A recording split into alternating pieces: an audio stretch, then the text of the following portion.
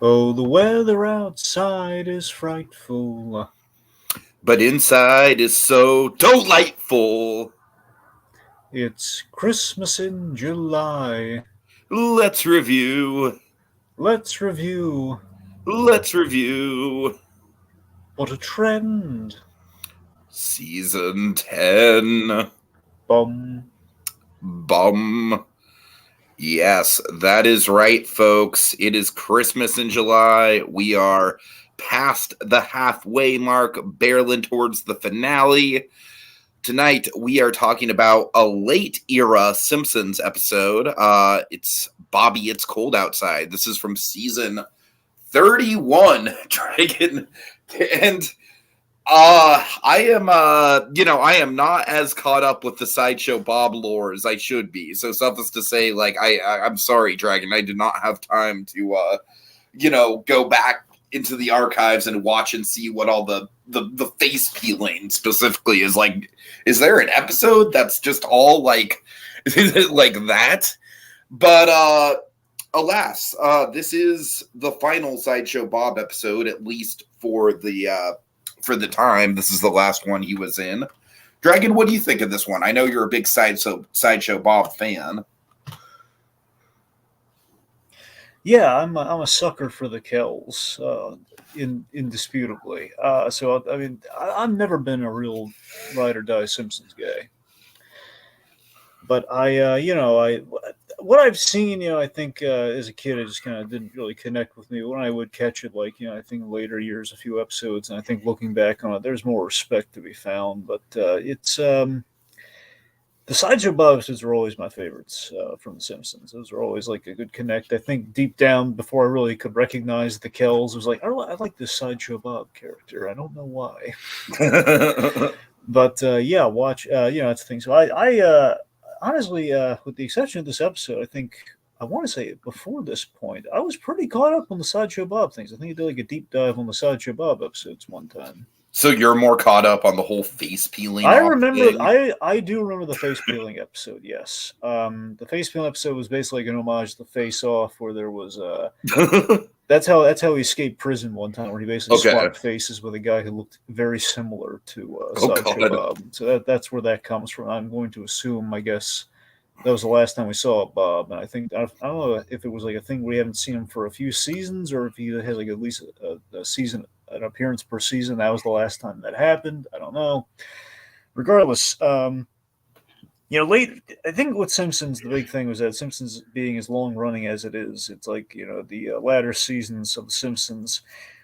I get the sense it's going through the motions. I once there was this one episode of Simpsons I did catch, and I kind of left it on because of just the novelty of it. Was a home, if I remember, I think it was a Hallmark Christmas episode. Oh god. Or at the very least, the idea is they're shooting in summer a Christmas special for Hallmark, and it was basically done as a parody of like Mr. Skinner, Principal Uh-huh. Skinner. Fall basically as like the guy in the Hallmark special who like you have it's basically it played in all the Hallmark tropes, which in retrospect, now that I think about it, I mean, look, we went with this because of Sideshow Bob, because how can we not? But this is like a recent discovery, like the whole thing. Oh, there's like a little Hallmark Simpsons episode. I mean, that does sound like a definitive Christmas in July one. Yes, but I can't. I gotta be honest. Just thinking back to it, I cannot remember if it just happened to have a snow machine or if it actually was set during Christmas. I don't know. Maybe that's the reason. I think it was a holiday thing, but they shot it in the summer. That's fair. But regardless, the points. That's the last. That's the most up to date watch on the Simpsons I did. That was like probably maybe season 32, maybe. Hmm. So you watch that and it's like, okay, there's something a little bit clever here, but overall, I think as this episode kind of demonstrates, at a certain point towards the end, we're kind of going through the motions. The spark is gone in the marriage. It's just kind of, yeah, in the comedy marriage, it's just kind of gone. So, I mean, for the most part, it had polish. I'll give it that. But, it's the jokes have declined. There's some Okay. declining jokes, and it's not iconic, but it's fun. All right, we have Richard's victims in the comments here. Just saying, for those that missed it, Bobby, It's Cold Outside is a reference to a famous Christmas song, Baby, It's Cold Outside. I Indeed. never would have guessed it until he pointed it out right there. I don't know about you. which never would gets have guessed. brought up in this episode in honestly one of the most like lazy, forgettable ways. Well, actually, we'll get there. Let's see. Richard's Victim says, for me, South Park is the best one out of the never-ending adult cartoon series. Yeah, absolutely. I probably concur with that. South Park has had like off seasons from time to time, but they've always gotten their groove back. Okay, so Dragon, I do have a little bit of background on this. I actually like it quite a bit. It's definitely not great. Like, it's nowhere near anything in the golden era of The Simpsons. But I don't know. Like, for me, I just, like, what you said about going through the motions, that's very true. This episode does pretty much just go through the motions of The Simpsons. But I got to admit, there were a few gags that got me. I think Homer is more in character in this episode than he's been in a lot of the newer era episodes that I've seen, just as far as just being dumb but lovable. I really love all the Mr. Burns stuff that we get in the third act. I think that's definitely the best comedy in the episode, specifically all the flashback stuff. So yeah, we'll get into it. I think there's stuff to like about this episode for sure, but at the same time, I hear what you're saying about this episode just kind of being a good example of modern day Simpsons just kind of going through the tropes. Like we literally start with Lenny. You know what I mean? It's like, I mean, I love Lenny, but it just kind of feels like a little bit of a low hanging fruit. Like, hey, there's Lenny and he's buying suspenders, it's so there's definitely not, it's not like a great episode by any means, but I definitely had fun with it. And I think for our purposes, there are a bunch of tropes. And I also just really like the idea of Sideshow Bob being like a suspected Christmas Grinch and then having to clear his name. I don't know. Like that plot point doesn't really take up a ton of the episode, but I like it as like a good sell for the episode. He says, Richard's Victim says, when The Simpsons finally does end, I think it's going to be a new era in America. Oh man. I mean, that is honestly like just a crazy thing to think about. Like, what will they actually do for the ending? Okay, so Dragon, if this was like an early season episode, Dragon, there would be background up the wazoo. There'd be commentaries, there'd be interviews. Fortunately, we don't have that anymore. So I don't really have a ton of background for this one. What I can tell you a few tidbits here and there. This was supposed to be the intro to season 31. This was supposed to be the first episode of season 31, but for some reason it got bumped up to the 10th episode. I can also tell you that this episode is directly following the last Sideshow Bob episode, which was about him basically trying to sort of like live in isolation and stay away from the from the limelight of being Sideshow Bob. I believe it was called Gone Boy instead of Gone Girl, which is kind of clever. And the lighthouse is a big kind of like fixture point of that episode. So this episode very much kind of, continues where the last Sideshow Bob episode left off with the lighthouse stuff. I don't know if you saw the lighthouse episode or not, Dragon.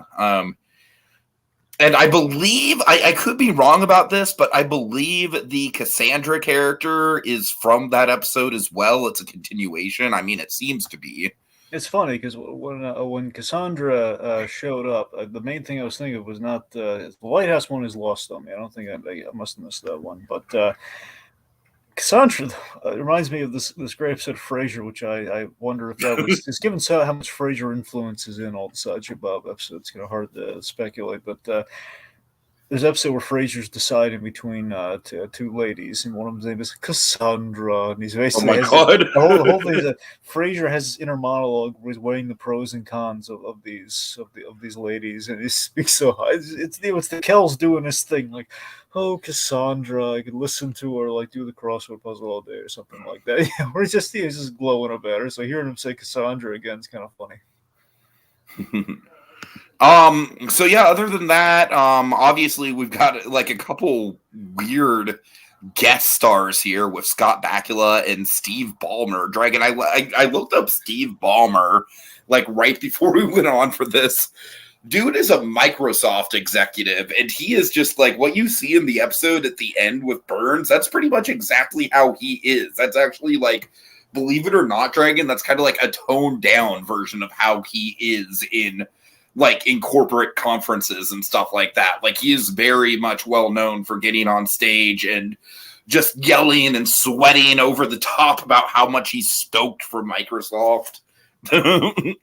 So, oh, and also the other really big thing to bring up with this episode is that it is very much a callback to the very first Simpsons episode, Simpsons Roasting on an Open Fire, in which Homer Simpson did indeed join the Santa Claus Union. And the whole idea was that he was trying to make extra money for gifts around the holidays by being a mall Santa. So I really do like that gets called back in this episode. That was a nice little kind of like tie to the very origins of the series.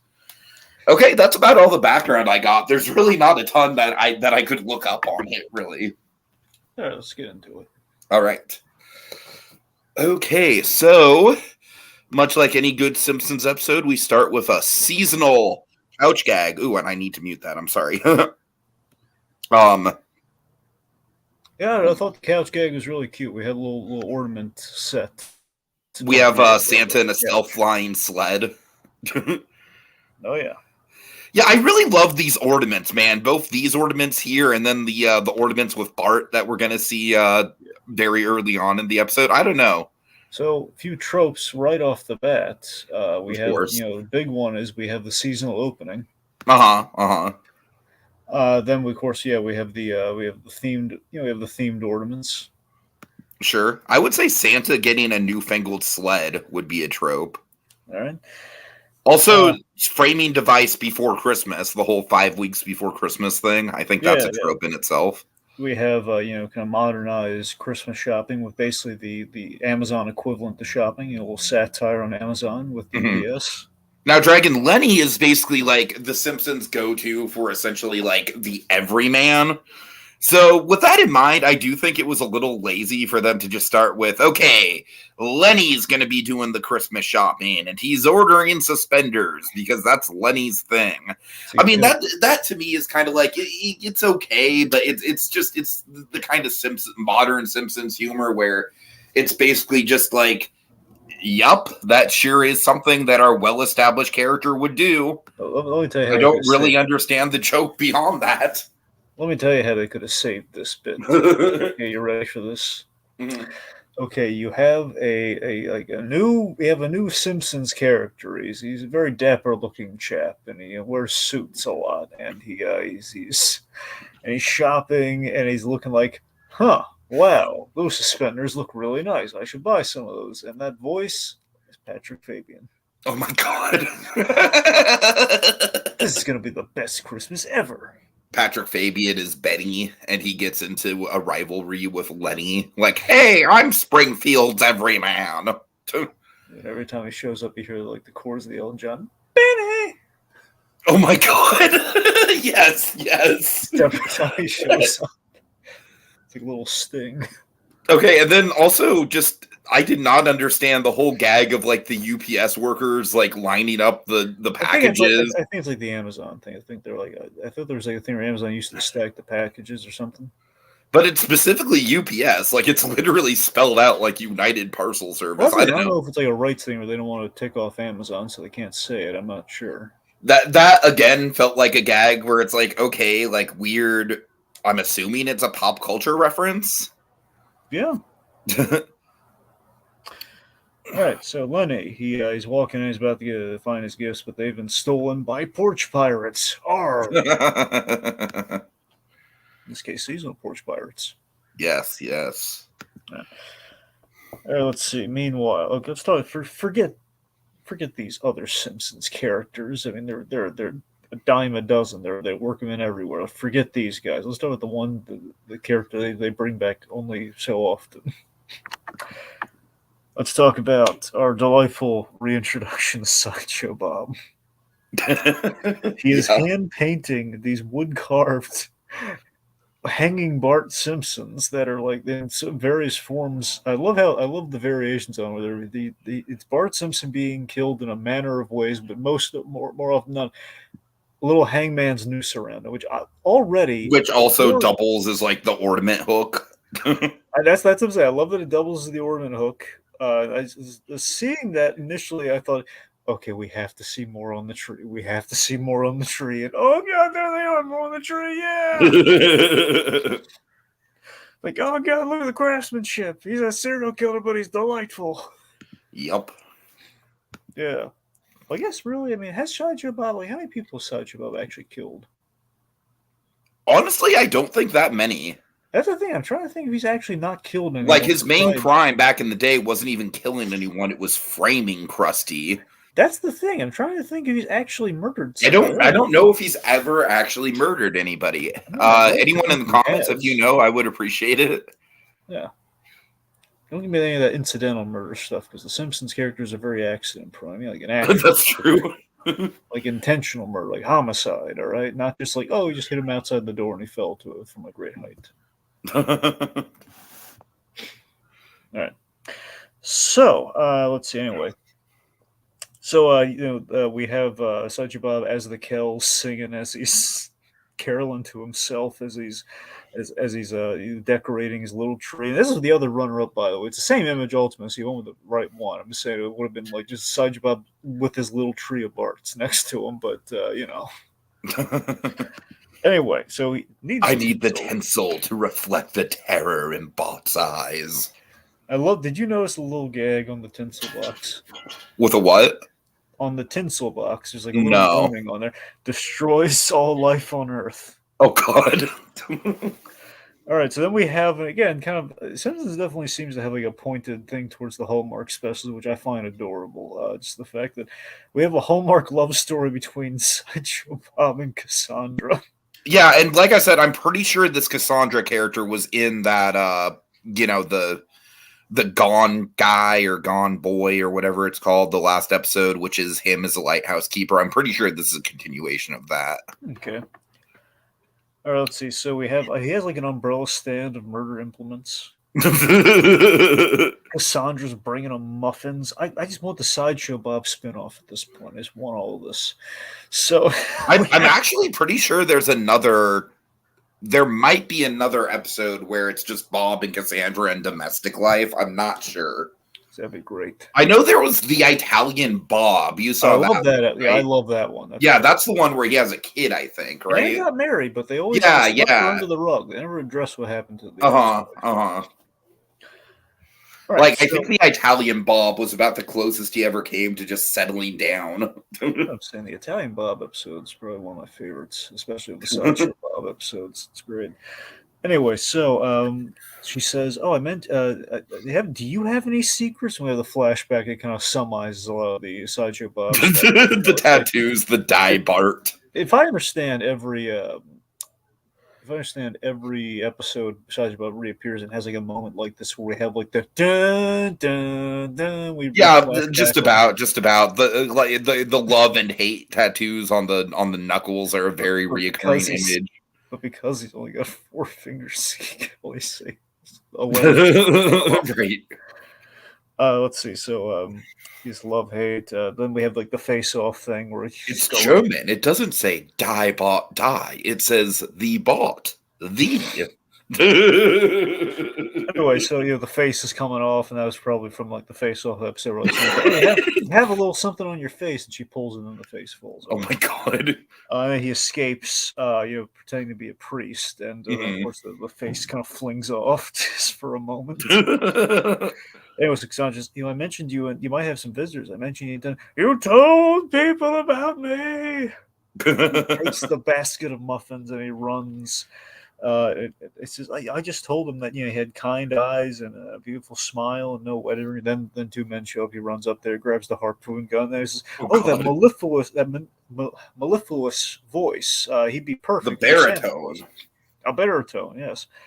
So of course, Sideshow Bob hams it up, and he goes for it. The role of Santa Claus, which here's something. Screw it. It's a leading role. I'll take it. he fires the harpoon gun like a little seagull with the whole drops from the air like, oh, good dinner. Here's a fun Christmas Christmas trope for you. The Kells playing Santa. Sure, yes. Big example. There was a movie. I'm so tempted for us to cover, but I don't know how readily available it is to the public. It's I believe it's. I'm trying to think of it. I think it's either Mr. Saint Nick or something, but essentially it's the Kells playing a modern day Santa Claus. Well, like I guess now a dated modern day Santa Claus, but Charles Durning played his father. It's a Santa Claus passing it down to his son story. Anyway, so let's see. Anyway, so but we see the trappings of Christmas, tropes galore. We got trees. We got the department store, which is Costington's. Yeah, we see the downtrodden on the holidays, which is just trope unto itself. Of course, here represented by, I believe this is supposed to be Gil. I'm pretty sure. Who's Gil? Who's Gil? Yeah, Gil is like very much like the sad sack Simpsons character. He's essentially like if Hans Moleman were more of like a realistic just failure of a person and not just like a cartoon caricature of just like a person who has a shitty life. Like that's Gil. Like Gil is like, like he's, I'll pull myself up by my bootstraps and try, but he's always going to fail, Dragon. He's always going to fail. All right. So after the cadaver sniffing dog gag, which not very funny, honestly. But does feature mistletoe. Yes. So we got Christmas lights decorating the houses, including this guy who goes, someone took my porch repair kit. Down his porch. I feel like that's like kind of like a dumb sort of like sight gag that probably would be in one of the earlier seasons, honestly. It plays. All right, Homer. Homer is attempting a blow-up Santa. Which is a trope unto itself. Of course. Is Gil the one who hates Homer? Does Gil hate Homer? I don't remember Gil hating Homer. Are you thinking of Frank Grimes? You might be thinking, yeah, Frank Grimes very much hates Homer. Yes, I love that Frank Grimes. You saw the movie Falling Down, right?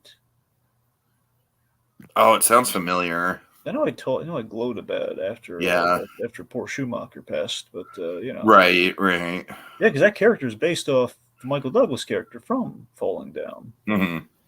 Anyway, the love and hate tattoos on Bob's fingers are a reference to 1950s film Night of the Hunter. That's funny. I'm sorry, just going through some comments. Slasher Fred in the comments here. He says, the episode Cape Fear, they played the theme from the 1962 film, which was also used for the 1991 remake. Yeah, I think Cape Fear for me is probably like the definitive Sideshow Bob episode. I believe that's the one with the extended rape gag. I'm pretty sure. Okay, I'm sorry. Just wanted to get caught up on the comments just a little bit. Moving on. Homer's trying to blow up the Santa. And like I said, Dragon, I think most of the Homer stuff in this episode works. Like, he's very much not in jerk-ass Homer mode. Yeah, he's trying to blow up the Santa in a faster way. So he uses, like, what is it, the carbon monoxide that comes out of the... Something like that, yeah. I forget if it's monoxide or if it's dioxide. I think it's monoxide. And Dragon, Homer's got a very special movie he wants to watch with Marge. Oh yes, I'm so glad you mentioned it. The movie that we should all watch. This might have given me the single biggest laugh in the episode. So Homer, he wants to spend, he wants to have a nice private kind of Christmas with his wife, where they're gonna watch Roma. Why? Finally, the sexy story about Tony Roma's ribs. Yep, he's going to be very disappointed. Ultimately, I think we all were by Roma. I wouldn't say Roma was very much just, I think that was like the start of the weird period where directors were basically just like, I'm going to put my childhood on screen. And Spielberg was the only one who actually did it right. I don't know. With Roma, remind, did Spielberg win the Oscar for director on that one? I don't think so. No, that was the Daniels one, Best Director. Oh right. Oh well. Anyway, so Yeah, let's see. So yeah, but yeah, Roma though. Roma doesn't really get good for me until like literally the end of that. I think the end of that movie is great, but it's like, man, there's a long time getting to that ending. God, it's just black and white, just kind of sadness. It's just kind of like, I don't know, not even like, but it's not compelling sadness. I mean, No, I I hear what you're saying. I've never actually watched it just because I don't really feel like I I gotta have be honest. I'm not. This energy is gonna to. sound mean, but it's just boring as heck, man. That's the thing. Like, Schindler's List is captivating, man. That's actual. It's. But I'm just saying, it's like, okay, so it's just sad, mundane life, and a little bit like hair of tragedy, and then just endings compelling. Yeah, that movie Minari with Stephen Yeun. Like, I love Stephen Yeun, but that movie was very much kind of like the same ballpark of like, it's just kind of like a family having a very shitty existence trying to get by in America. It's just like the like good acting, but why would I want to watch a movie like that? I don't know. okay. So there's a caretaker. She's cleaning up the dog crap from the hallway. That looks. It's a nice hallway, but why is she doing it? I don't know. Anyway. So let's see. Anyway, Marge wants to take the kids to Santa's Village, another trope, and also kind of Hallmark connected if you think of the Santa's Village from The Night Before Christmas. I mean, that's not really a Hallmark movie, but it might as well be. No, I'm just saying in general. Look, in general, Hallmark has. No, honestly, the Santa's Village that they go to in this episode, yes, Dragon, it does very much remind me of that Santa's Village. If that Santa Village had like a little it's a small world attraction, they would absolutely. I feel like it's the location, the fact that it's like slightly out of town, kind of in the woods. Folks, when I say Night Before Christmas, I mean night with a K. That's still one of the most goddamn comfortable movies I've ever seen. I found the It's not great, bean. but it's so cozy. She found the magic bean. Right. Okay, everyone says Vanessa Hudgens is delightful. So Homer, he's not happy about going to Santa's Village. Nope, and he tries to emulate the Santa that is blown before him, and he basically inhales the exhaust. And that very much feels like an early era, maybe not like seasons 1 or 2, because Homer was still kind of like in the, in the Walter Matthau, like, hey, everybody, let's go get frosty chocolate milkshakes era. But, maybe like season 6, 7, 8 era Homer, I could totally see him pulling the sight keg. All right, so then we have the baby shark thing. Which I am not crazy about, although I do like Homer's reaction to it. I'm just not crazy about it. It's just like, it very much feels like one of the things that The Simpsons is doing nowadays more and more that's just kind of cringe, which is The Simpsons trying to stay relevant in pop culture. It's funny. I had no idea this was an existing song, because you know what I thought when I first heard this? This is very much an existing song, Dragon. Well, here's the thing. Here's the funny thing, okay?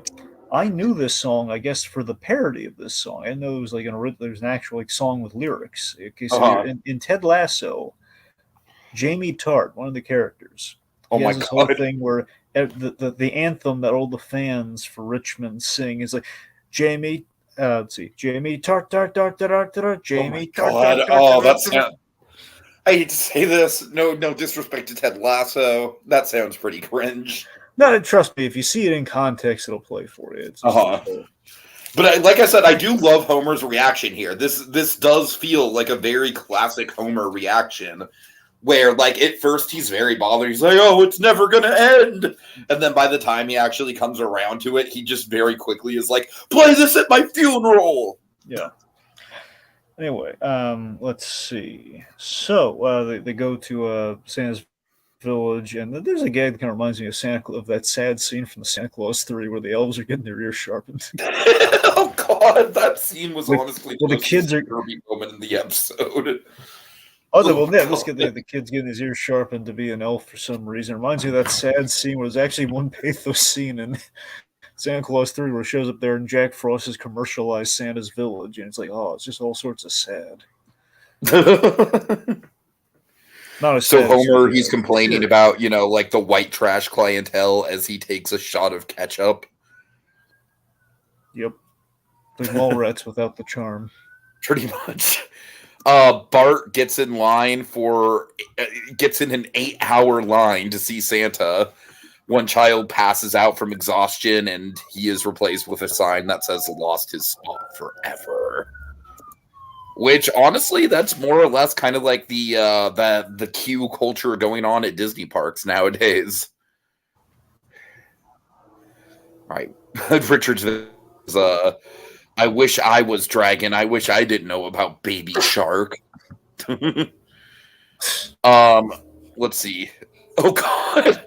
Richard's victim says it doesn't even have that's Roma Schindler scene. I don't even think the girl's name is Roma. I'm pretty sure. I'm pretty sure that's the name of the country or something. That's what I'm saying. Yeah, I'm fairly certain that's like this. Richard's Vic doesn't play at all. Get out of here with that. Come on. That's Roma Schindler. That's weak sauce. All right. I know what he's saying, though. Yeah, no, I get it. Okay. So, okay, let's see. So we have Long Line for Santa Claus, and we have Chanukah Hollow.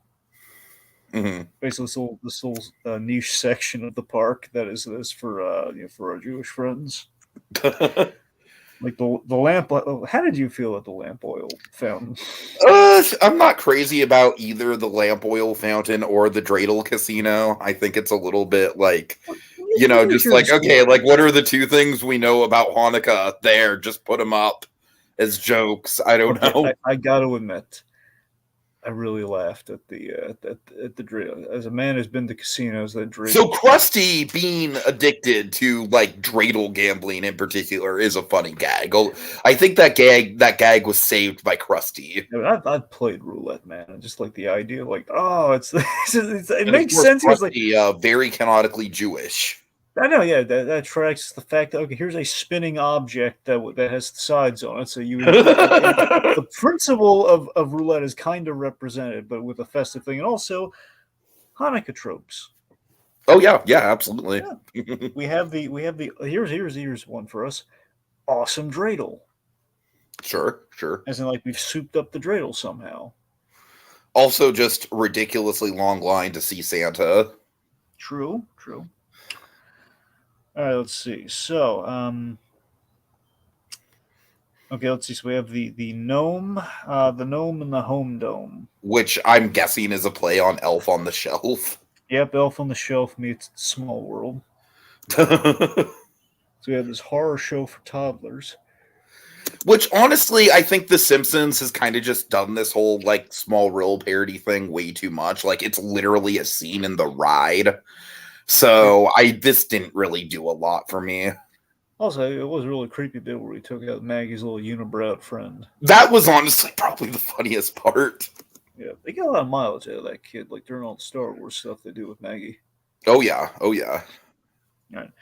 So, anyways, after that eyebrow kid is basically Maggie's Bertram. I mean, pretty much, yeah.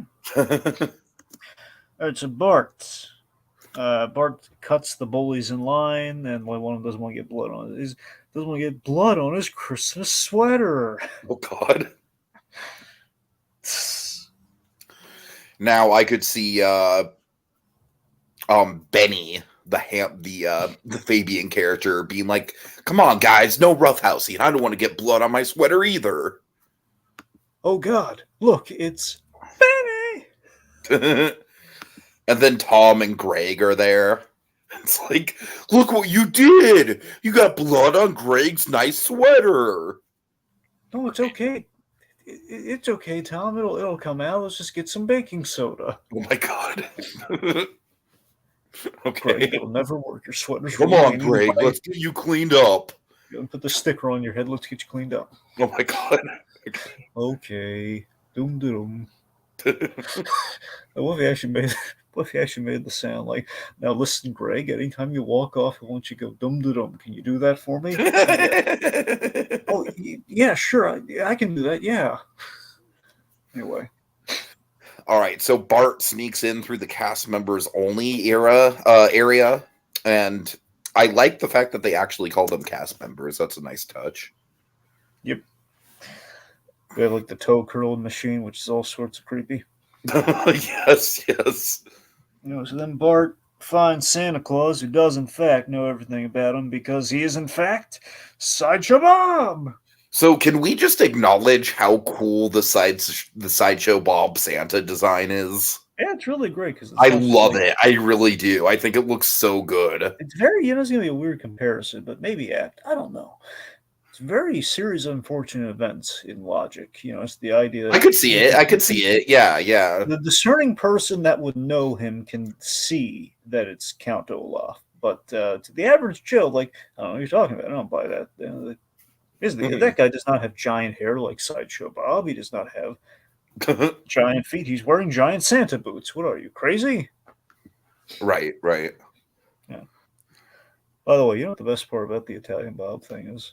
What? It's the fact that he becomes the mayor of the town because he used his giant feet to like bail out like the wineries because he could make. Okay, that's awesome.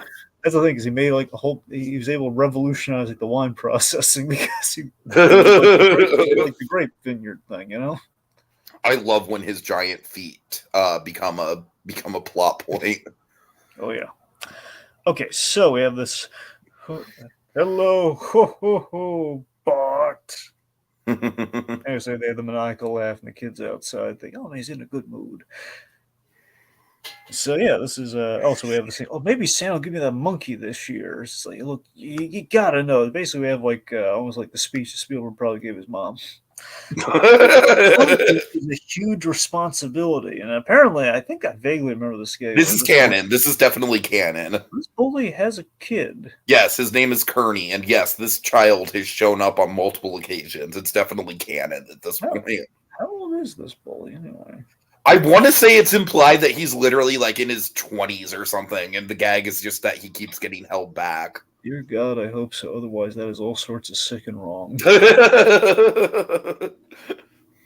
Anyway, so let's see. Okay, then we have this great gag here of we have Sideshow Bob wrapping the Christmas lights around Bart, using Christmas lights as an implement of murder.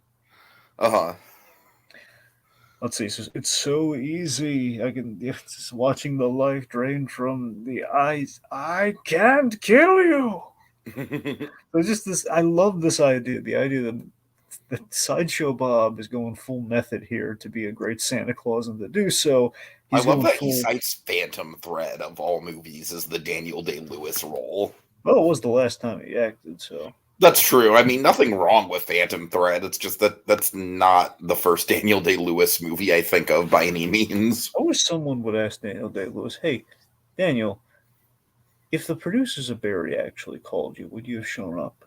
Dude, I still am convinced that would have been like one of the very few things that would have gotten that man back on camera. It's like Daniel, the Fonz need you. Oh, God. Like, something tells me Daniel Day-Lewis doesn't really care about the Fonz, Dragon. Anyways. Please, that's anti-American, Tiki. You can't not care. Oh, God. Okay. Anyway. I'm pretty sure Daniel Day-Lewis is British. Well, that's why he didn't show up then. They probably reached out to him. Exactly. I don't care about the Fonz. About that, but I'm pretty sure he's British. Anyway. You sure? No, I'm not sure. I'm going to Google it. I don't know if he's British. I mean, it makes. I don't know. He's gone so method, no one can tell anymore.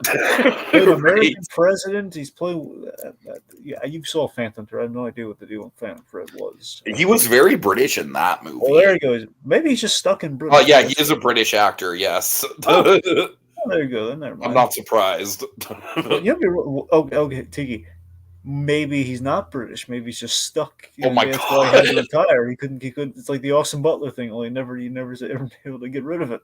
God. He got stuck as a Brit. I truly think that happened to Johnny Depp post Jack Sparrow. I really do. That's scary when you think about it. Because even in interviews and stuff that you see with Johnny Depp, like post Jack Sparrow, he's always kind of got like the whole like, well, yes, I took this role because blah blah blah blah blah. Now there's a movie for you right there. It's the idea of like acting. You know, my grandmother was 1/10 Native American, and that's why I'm the perfect role for Tonto. It's the actors who are stuck in the method. That would be a really funny comedy. The closest we've gotten was that Jason Mewes. It's like if movie. Jim Carrey got stuck as Kaufman, says Richard's Victims. Yeah.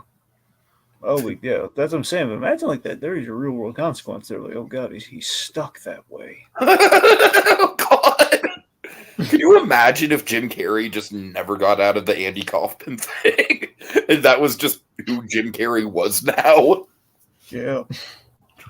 But anyways, All right.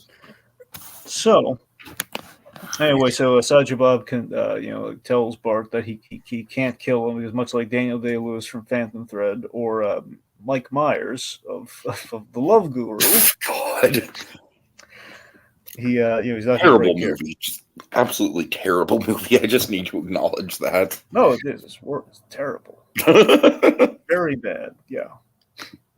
Anyway.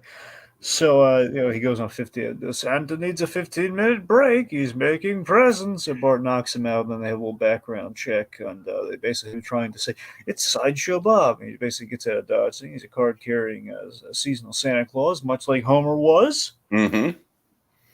Season 1, Episode 1, Simpsons roasting on an open fire. I don't think they ever acknowledged that the belt is a Santa belt, though. I think that was just like a one-off gag for this episode. Yeah. All right, so let's see. So this is look. If we're gonna keep talking here, we're gonna need a photo with Santa, which is $40, and this is a fun gag. This is the sort of thing all the time where you get the fancy photo. It's gonna cost you, but like, hey, quick, take it on your phone. They take a picture and they get out of there. Lenny and Carl have like a little die marker trap for the thieves. A little gunpowder in it though, which of course backfires quite literally. I think one of my favorite quotes here is the whole you don't think you packed a little bit too much gunpowder in there, do you? When he's like, relax, I learned how to do this from my Uncle Two Fingers. Yep.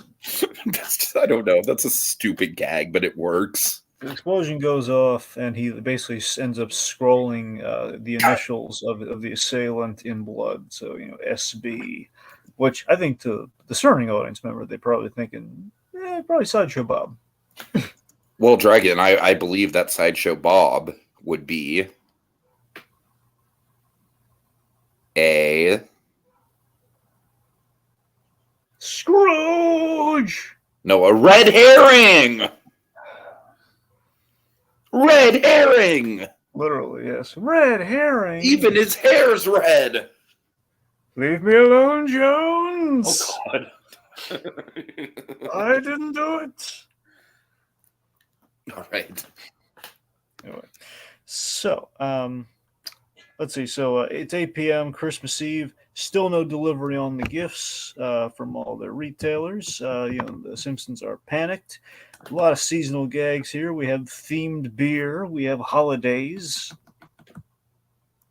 Yeah. We have Lisa decorating a Buddha. Mm-hmm. A Buddha. She is canonically Buddhist. Oh, really? Yeah. Oh, I didn't know that. Yep. Oh, you still have a really make a really ridiculous Buddha product. Oh, God. What? I can get ready for this.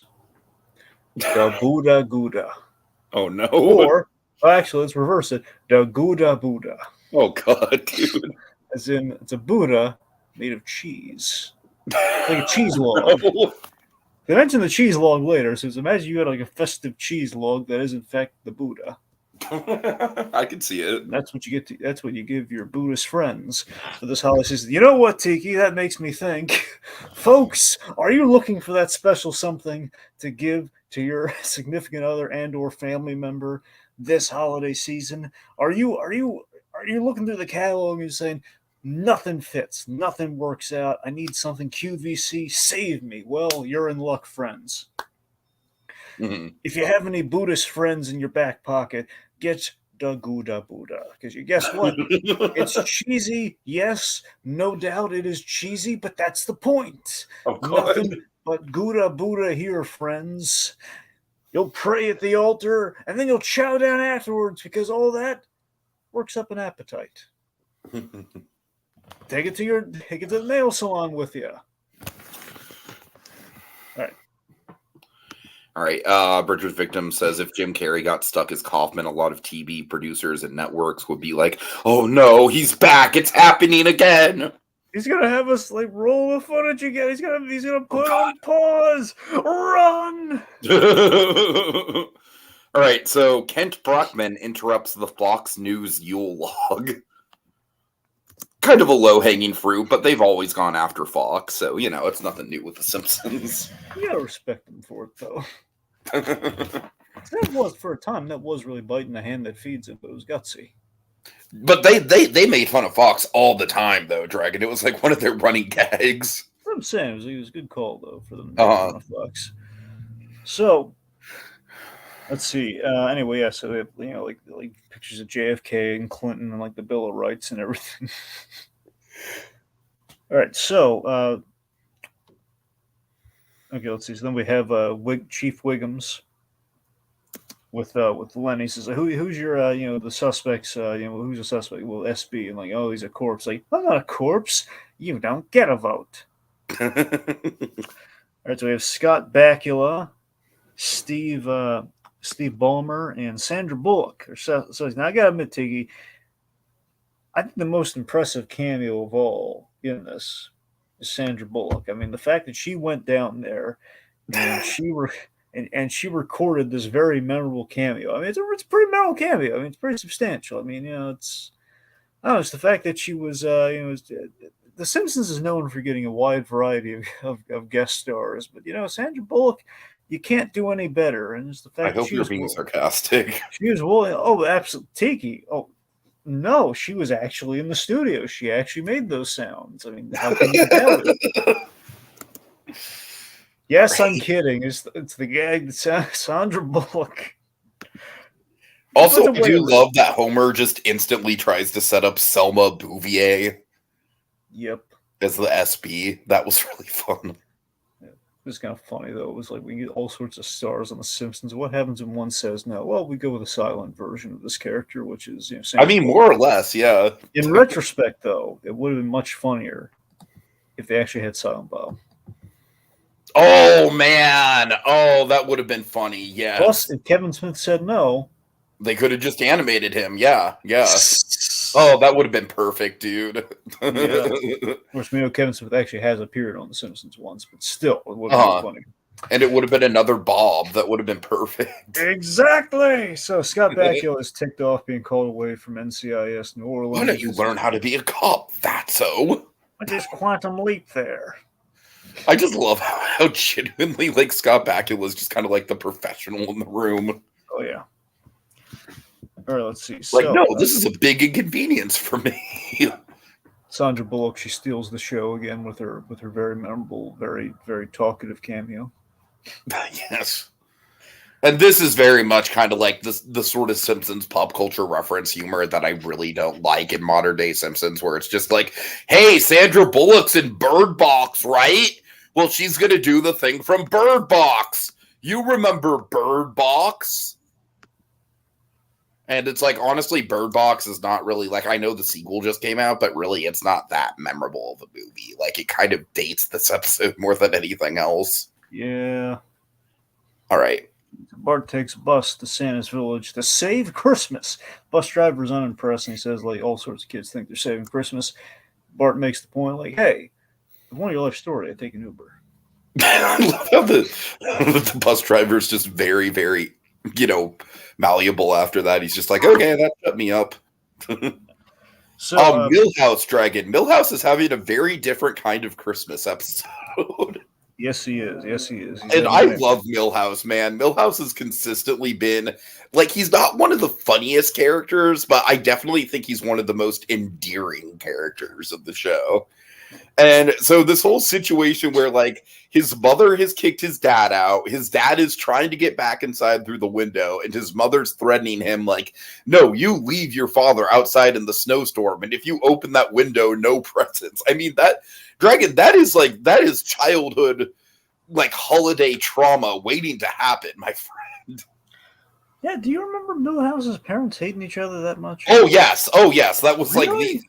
Oh, yeah, Dragon. Oh, yeah, the Van Houtens hating each other. Yeah, that's their big thing as characters. Simpsons. Yes. Okay, so like they didn't remarry or anything. Like still the same parents and everything. Just hate each other. I'm pretty sure they have done plots where they divorced and she got together and then they might have remarried. I don't know. I didn't, obviously I haven't watched all 30 seasons. Tiki, how could you? I do vaguely remember her being with another guy at some point, and that other guy might have been in multiple episodes, but I don't know. Tiki, how dare My you? favorite detail with Kurt Van Houten, though, is that he works in a cracker factory. I've just always thought that was just an appropriate mix of it's a sad job, but it's also it's realistic and someone's got to make the crackers, Yep. Anyways. Okay. All right. So, let's see. Okay. So, Bart, he infiltrates Santa's village here, and he finds Sideshow Bob's plan. I thought this was a clever gag. So he opens up the file. He says, "Work till you're 67. Retire. Date a woman of an appropriate age. Learn Chinese and find your birth father." Oh God! I would have sworn though. You mean to tell me the Bob's father was not his birth father? I genuinely don't remember what the deal was with that. I don't know if that's ever been brought up. The gag was John Mahoney played Sideshow Bob's father when they did introduce him on The Simpsons. Okay, I missed that. I definitely don't think I saw that. I definitely remember seeing freaking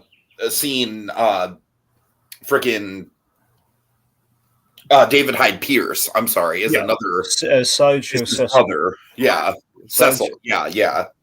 Which is great. I've seen a couple episodes with Cecil. I don't think I've ever seen the father though. Yeah, the father's in 2 episodes maybe, but yeah, minimum. Let's see. So point being,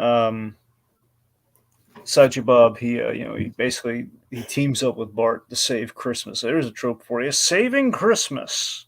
Yeah. Yep. It's how can I prove to you I'm not going to kill you? Let's get all the presents back. All right. It's like you want me to get in a car with you? All right, fine. Grabs a shotgun. This is really, I love this gag too. All right, fine, but shotgun pays all the tolls. It's like, you know what? Fine. You want to intimidate me? Fine. But you know what, kid? You're paying the tolls. Right. All right. So Sideshow Bob is with the Simpsons family back at the traditional house. He's showing them how he can fit into a box after all his years of clown car road trips. Homer's just kicking it around, literally kicking it up the stairs. Yep, just gently put it on the porch. He kicks it every which way, and then just out the window, and then he opens it, he kicks it 2 more times. Oh, there you go. Oh my God. All right, so that's after that. So later, Simpsons are following the van, doing a hushed version of the Baby Shark song. We have this weird gag of Santa in space, which I think was a mistake. I don't like the gag either. I agree. There's the one reindeer that's just dead, and they just unclip. Tiki, I gotta be honest. I don't know if you had. I have a feeling you may have felt similarly here. Look at this episode. Act 3, at the very least, this juncture onward, after we get Sideshow Bob in on the thing, after we've done all the separate stuff, this feels then we're getting the Simpsons humor, which feels man, Simpsons on his last legs. Everything just feels like we're going through the motions. There's nothing real, no spark. I mean, that and the structure is just really weird. We have kind of 2 post-credit scenes in this episode. I know we have 3 endings, which feels yeah. All right, so let's see. So, anyways, after the Baby Shark thing, we reveal who the culprits are. Tiki, who are the culprits? Smithers and Burns. Why Smithers first? Yeah. You know why? Because otherwise it'd be a lot of BS. Oh God! And you can't just go through an episode with BS everywhere. Can't just walk around with big BS on my chest. You can imagine that would have looked. I do think that Smithers and Burns. I do think that the SB thing was a clever little misdirection. it's not impossible to figure out, but it's definitely not like the first thing your mind goes to. Honestly, my mind instantly did go to Selma Bouvier, honestly, as far as like Simpsons SPs. Hey, can I ask you just a completely dumb and random question? Huh? Can I ask you just a completely dumb and random question? Sure. Did you know Jason Lee could skateboard? No, I'm not entirely surprised. Apparently, he was like Tony Hawk levels of reputation in terms of he was actually really good. I think I did hear something about that, yeah. Okay, I was just curious. All right, moving on. All right, yeah, so Smithers and Burns. So, like I said, Dragon, I do think that in this third act, Mr. Burns is absolutely the saving grace. I fucking love Mr. Burns as a character. And honestly, I really don't think he's ever lost his edge. I had like a weird catch in this scene. It feels like we didn't score this scene at all. Yeah, no, you're right. There's not really in the reveal. I mean, obviously, once we get the flashback, then there's music. I'm just saying, like, aside from the flashback, it's a really quiet scene. Like, it feels like Mr. Burns cries. Like, man, shouldn't we underscore this with like some happy, like some inspirational happy music or something? Like some seasonal, like, oh, it's like. Also, I love his answer for like, like, why are you doing this, Mr. Burns? And he's just like, general Scrooginess. Yeah, so we have our Scrooge, folks. We do have our Scrooge, right? And is this like? Because we haven't really been tracking the Scrooges, but I want to say, like, I don't really think there was a Scrooge for the Full House episode, was there? No. I don't think so. Literally. Oh, I guess Grumpy, that one guy. Yeah, Grumpy guy. But then again, Grumpy guy he turned out to be Santa, kind of. The implication is that he's Santa, so. And then Love, Death, and Robots, that's very much not a story that involves a Scrooge. Nope, there's no. It's too short to have a Scrooge. Yeah, exactly. And then, let's see, what was the other one we did? We did, remind me. I'm sorry, I'm blanking on it. The third thing we covered was Monk. Yes, Monk. Well, yeah, we had a Scrooge there. Essentially, I mean, I guess his father was the Scrooge, right?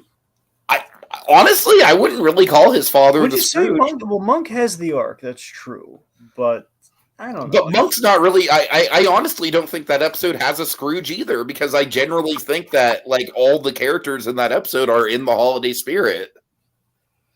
Like, even Monk, he's not having a great time, but, it's like he's not, like, poo-pooing Christmas by any means. I guess that's true. So, yeah, I think this is our first Scrooge of the season. No? But I love how it's just, like, the most bare bones in a comedic way Scrooge. Just like, general Scrooginess. Yep. All right, so we reveal, I think Mr. Burns depressed. Perceptive child, which leads to our flashback of Gimbals. We go to Gimbals. Yes. And we're going full Miracle on 34th Street here. Like, Mommy, Daddy, can I love the young Mr. Burns voice Dragon. He comes back a lot. It's pretty great.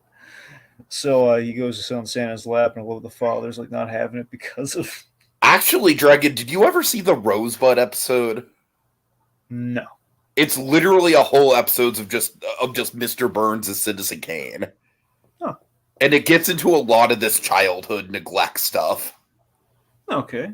Like, it's actually a pretty natural, like, seamless, like, transition from this stuff into that episode with the childhood stuff you see in that episode.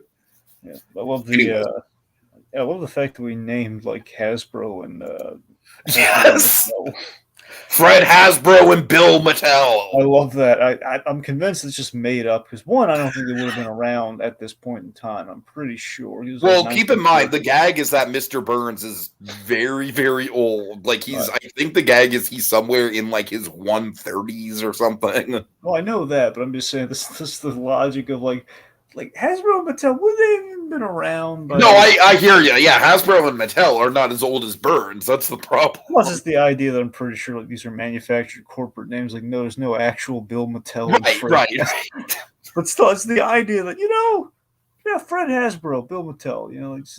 What if all the toys? Fred and Bill is just like very generic 1930s men names. Fred Hasbro. God. I guess Jerry Play School. Oh my God. Tony Tonka. All right. Okay. I'm trying to think of one for Lego. Tonka based on a real line of trucks? Wait, what? Wasn't based on a real line of trucks, was it? Honestly, might have been. Oh God! All right. I don't know. I think Tonka's in reference to something with trucks. I just don't remember the. Okay.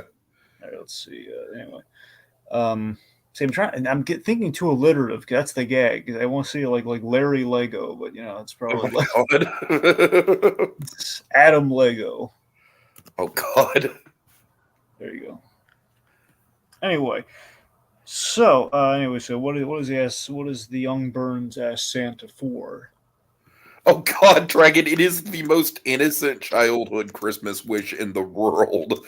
Yeah, and I love how the Santa is he's really pushing the like a Rockford sock monkey, a Studebaker pedal car, an orange, the most popular gift of the year. I love that's okay. That one's really clever. That one was really clever. Yeah. In the third act, we're kind of treading water. That actually is a really good joke. The popular.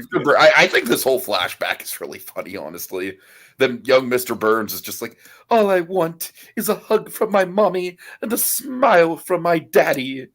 And then Santa, it's I love Santa's response because it's like any responsible Santa, it's like they're going to assume okay, yeah, if this kid's parents are worth a salt at all, then yeah, there's going to be at least one hug and one smile before or during Christmas. Yeah, it's Christmas after all. So it's like he's reassuring him, well, I'm sure there's a hug and a smile on their way to you right now. Good Santa, very good. And, but I love how he just has this bodyguard, this very kind of almost like Humphrey Bogart in Casablanca looking bodyguard. I mean, vaguely. I'm just saying with the coat and the bowler hat and stuff. Right. And we have Abe Simpson saying, yes, you. That's classic. That is a classic Abe Simpson gag. Yeah, Santa Claus Day. I want you to marry my mom like you said you would. God. Next. All right, so it's Christmas Day. It's the big day, Dragon. Or no, I'm sorry. We see young Mr. Burns painfully counting down the days till Christmas, not getting any acknowledgement from his parents whatsoever, just marking the days down on his calendar. Yep, and nothing. And then, of course, he finally goes for the hug, and he hugs the driver because he's being sent to boarding school. On Christmas? No traffic. Yep, and of course, last day he sees his parents as ghost, and it's too late, and he's like, bump, bump, bump.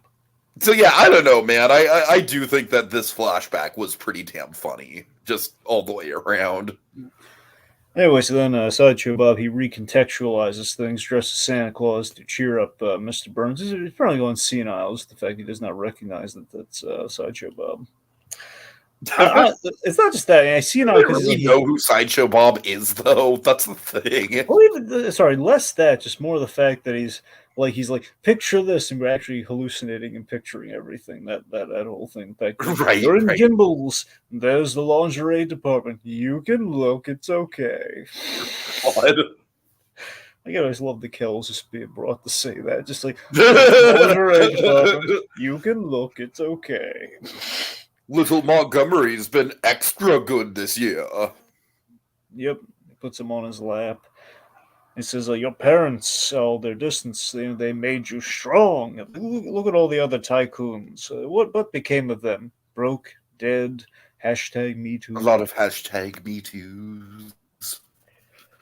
A little bit of I don't know. I feel like that gag is already a little dated, honestly. I mean, it's dated, but it's still around. I don't know. Yeah, I know. Okay, so this gag was delightful, though. I wish we had a little bit more of this. I would have taken just a full third act of Smithers and Burns returning the presents over the weird post-credit scenes that we do get. But it is delightful. They're returning the presents. We get a great little gag from Ralph Wiggums. Yeah, where he's eating the ant farm, saying raisins. And then Chief Wiggums is just at least he's eating. All right, so we have the also, by the way, it's the trope Grinch Returning the Presents. Yes, absolutely. Yep. Sideshow Mel gets a present, and he's just like, "Who's off for Mr. Burns?" Dragon, I gotta tell you, Sideshow Mel, consistently one of my favorite Simpsons side characters. I love Sideshow Mel.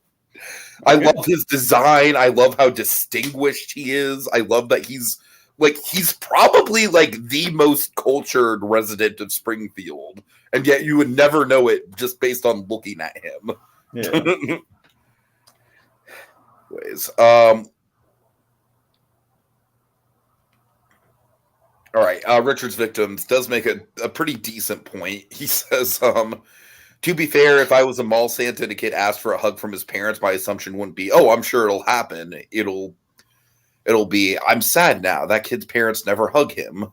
Yeah, that's a fair point. See, it kind of makes you hope for like the bad Santa approach, where like the bad Santa's going to get up and say, "Hey," he hits him on the back, and like, "Hug your kids." Right. Yeah.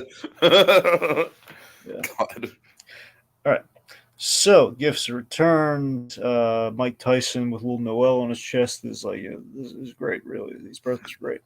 I'm not sure if that's actually Mike Tyson or if it's like a Simpsons parody of Mike Tyson, because they have Rainier Wolfcastle, who's like the obvious Simpsons parody for Schwarzenegger. Let me look that up really quick, actually. That sounds about right. It's probably not him by name, but Really? Yeah, it's Diedrich Tatum.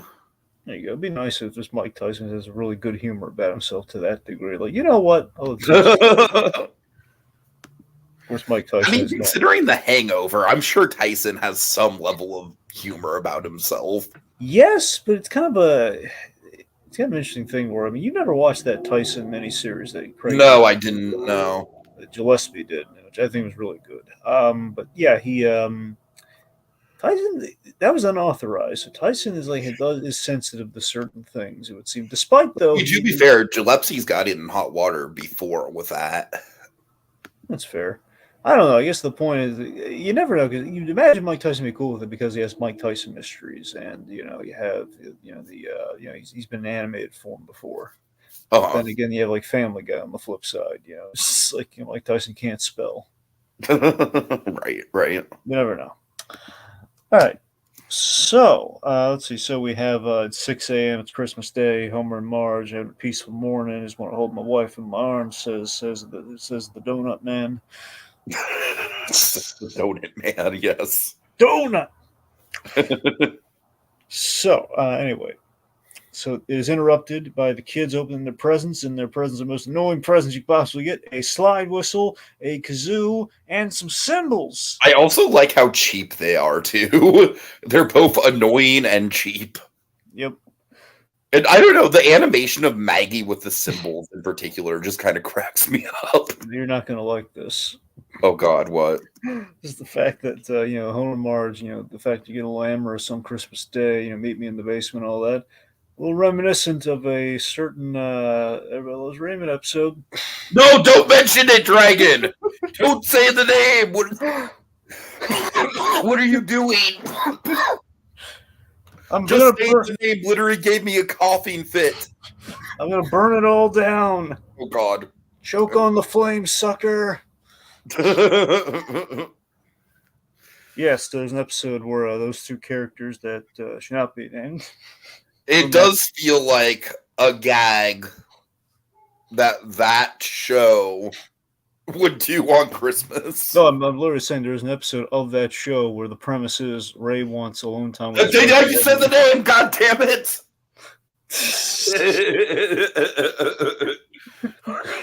Well, I had to introduce it somehow. Okay.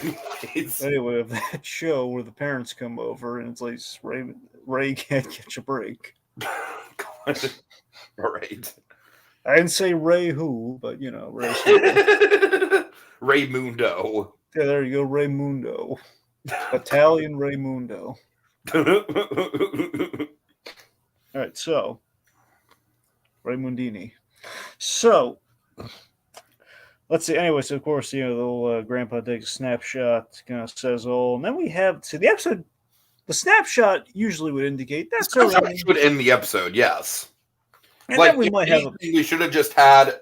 I think we should have at least had the Bob thing come before the snapshot, and maybe have the weird thing with Burns as the post credits gag. I think that still would have worked. Honestly, I don't think we should have had the Burns thing at all. I think we just should have had Bob as the post credit gag.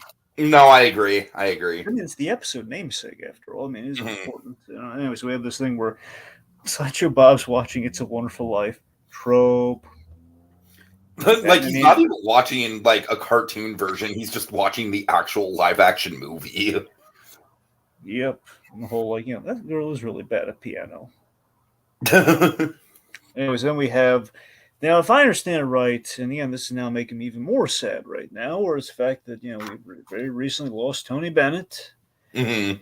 So I'm thinking of we have I think this, like, I don't know if this is the actual lyrics or they kind of did a zhuzhed up version of it for The Simpsons to make it funny. I'm not sure, or at least an attempt at making it funnier. The Baby It's Cold Outside song, which I don't know if you heard, I don't know if you remember this. There was a big dust up where they had to make Baby It's Cold Outside more PC because it sounded like toxic masculinity. Oh God.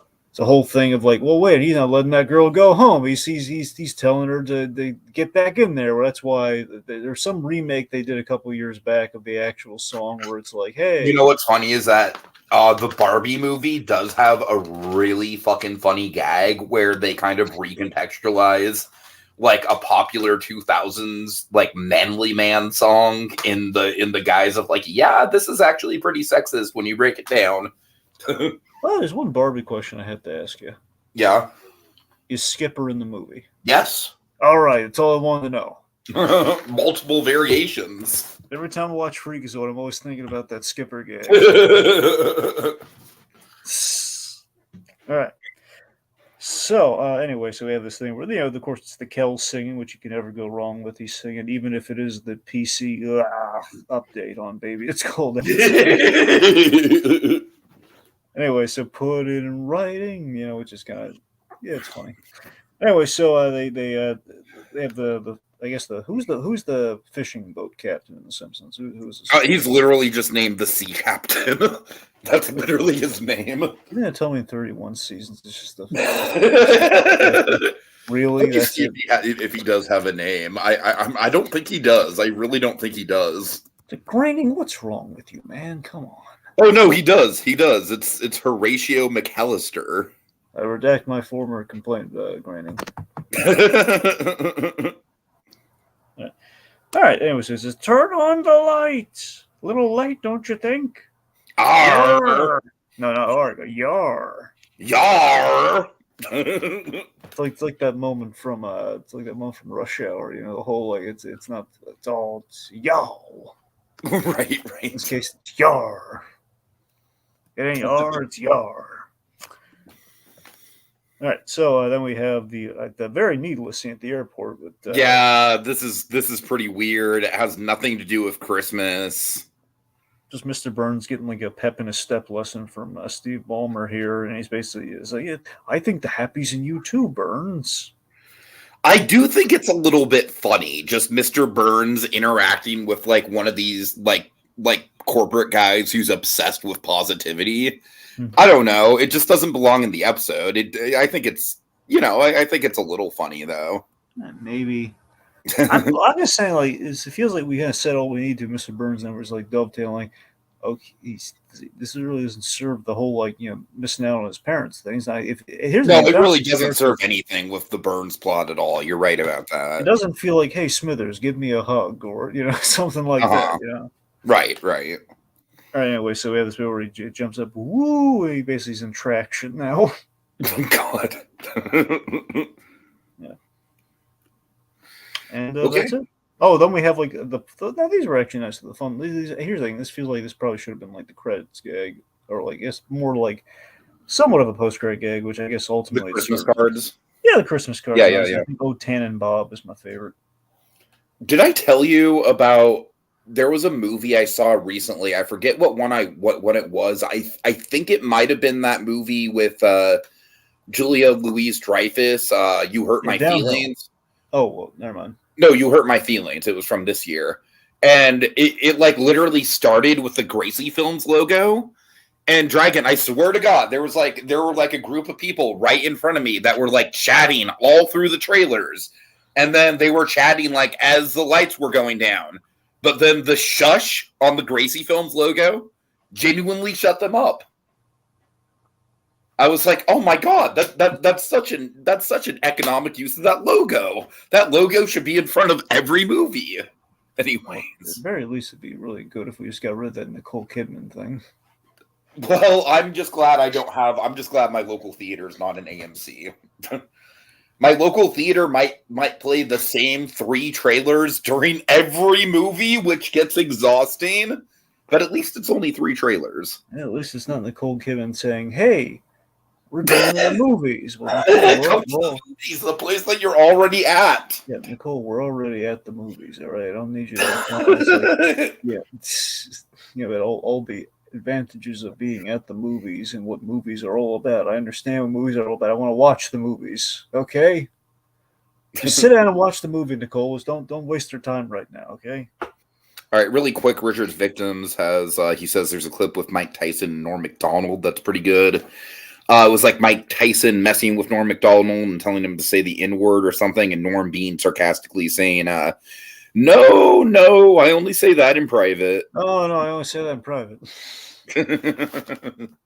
Norm Macdonald was the best. All right. Okay, so final thoughts? Again, I'm always kind of a novice when it comes to the Simpsons. I mean, look, I enjoy seeing the kills, but the episode peters out with the kills in the third act. It turns like we had wall-to-wall kills, and I was like, he brings home the moral very well, but it's just kind of like episode just kind of bottoms out in the third act. But it was still fun, just not top tier, not like not the Sideshow Bob episode, not the perennial Christmas episode. I'm guessing from the series of Simpsons Christmas episodes. Feels like. No, definitely not. But I mean, look, it had a real charming start to it. I mean, there you got tropes galore. There was stuff. Again, it was honestly the tropes that sold me on doing it, Dragon. Because you're right, this episode does have a lot of tropes. Yeah. Yeah. I don't know. Like, I honestly think that if this episode was all centered on, Mr. Burns doing general Scrooginess and that backstory and everything, or if it was all centered on Sideshow Bob going method as a mall Santa, I think both of them would have been a lot better. But the fact that we basically split the episode in half with those two concepts, the episode is definitely very, very uneven in that regard with the plotting and the pacing and the fact that we get that weird, like the 2 post-credits gags. The fact that that the title of the episode isn't even referenced until like after the big Christmas card ending. But I do think, like I said, I do think this episode has redeeming qualities. I think especially like as a Simpsons connoisseur myself, I do think that Homer is in good form this episode. Pretty much all his jokes land. He is not jerk-ass Homer in this episode, which is refreshing. All the Mr. Burns stuff I think is really funny. That flashback is probably the highlight of the episode for me. But yeah, overall, it's pretty damn uneven. I'd definitely say it's the weakest of the stuff we've covered so far. All right. So tropes. Oh, let's see. Well, we got we have Christmas ornaments.